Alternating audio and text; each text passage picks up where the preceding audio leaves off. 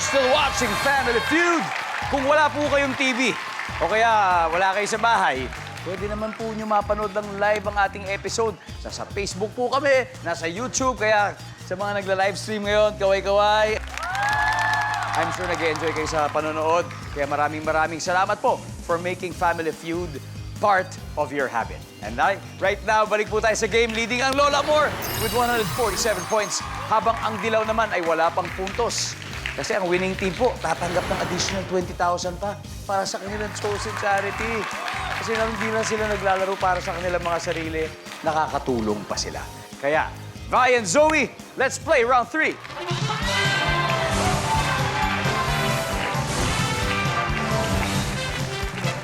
Good luck, V. Good luck, Zoe.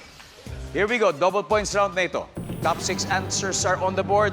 Kapag naabutan ng ulan sa daan, saan nagpapatila ang mga delivery riders? V. Sa karinderya. Sa karinderya. Ang kanilang paboritong karinderya. O saan sila maabutan? Survey says. Hop. Diyan.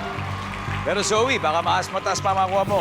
Kapag naabutan sila ng ulan sa daan, saan kaya nagpapatila ang mga delivery riders? Ilalim ng bridge. Sa ilalim ng tulay. Dapat yung tulay, binabaha na rin. Sa ilalim ng tulay. Yun! Okay, Joey, pass or play? Good play. All right.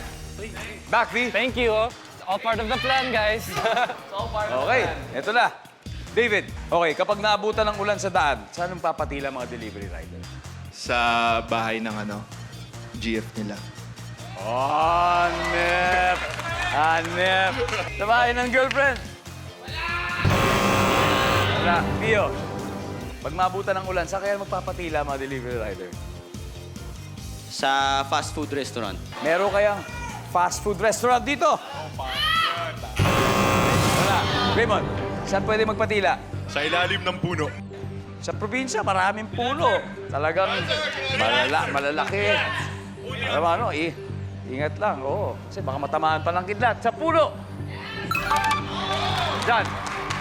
Zoe, ano pa kaya? Sa mall. Sa mall. Oo nga naman, oh.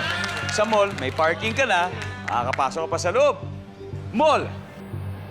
Wala. Okay. Isang tamang sagot lang ang kailangan Isang tama natin. lang, isang Ken, tama lang. kapag naabutan ng ulan sa daan, saan nagpapatila mga delivery riders? Gas station. Gas station. B. Yun din, nandun ako sa gas station. Gas station Kasi syempre, din. Leon. Baka waiting shed. Waiting shed. Dilaw. Pag naabutan ng ulan sa daan, saan nagpapatila ang delivery riders? You have 3 seconds, Dilaw. Para sa akin, kung saan ako maabot ang waiting shed. Waiting shed. Waiting shed. Nandyan ba yan?